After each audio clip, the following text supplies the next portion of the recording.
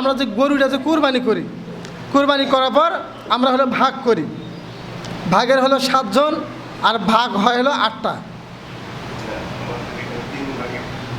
বিভিন্ন জায়গায় বলে যদি 8টা ভাগ করে,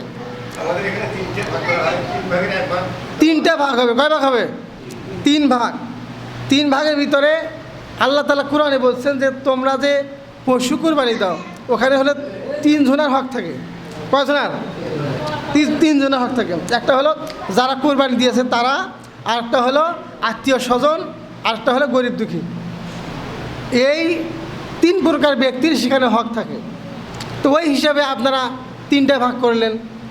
3টে ভাগ করে 1 ভাগ গরিব দুঃখীর জন্য, আরেক ভাগ হলো আপনাদের জন্য, আরেক ভাগ যারা আত্মীয় স্বজনের ওটাও আপনারা নিলেন, নিয়ে আপনাদের আত্মীয় স্বজন যারা আছে তাদেরকে আপনারা দিয়ে দিলেন।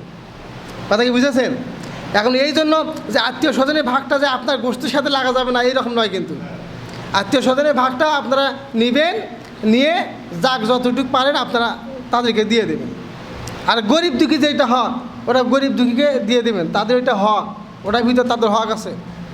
গরিব দুঃখীর জন্য আল্লাহ রসুল 3 দিনের বেশি গোস্ত খাওয়া নিষেধ করেছিলেন, যে 3 দিনের বেশি গোস্ত রাখবে না,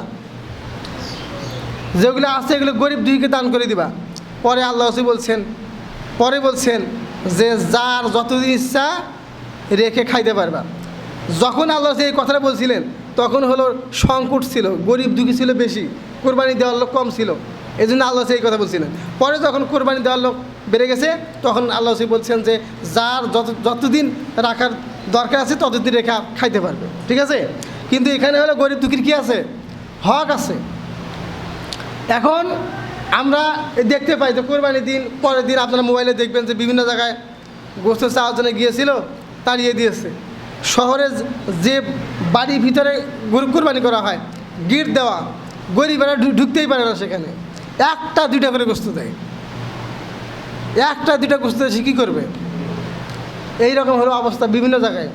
কোরবানি করে ঠিক, কিন্তু ওটার উপর যারা কোরবানি করে তাদের লোভ থাকে আরও বেশি, গোস্ত আমরা বেশি রাখবো, বেশি দিন খাবো, এইরকম হলো উদ্দেশ্য। এই জন্য দেখবেন কোরবানির সময় সবচেয়ে ফ্রিজ বিক্রি হয় বেশি, হয় কি না? গোস্ত রাখবে সমর্থ হাজরিন, গোস্ত রাখেন, সমস্যা নেই, কিন্তু গরিব দিকে যেটা হক আছে ওই হকটা আপনাদের দিয়ে দিতে হবে, তাদের ওটা হক।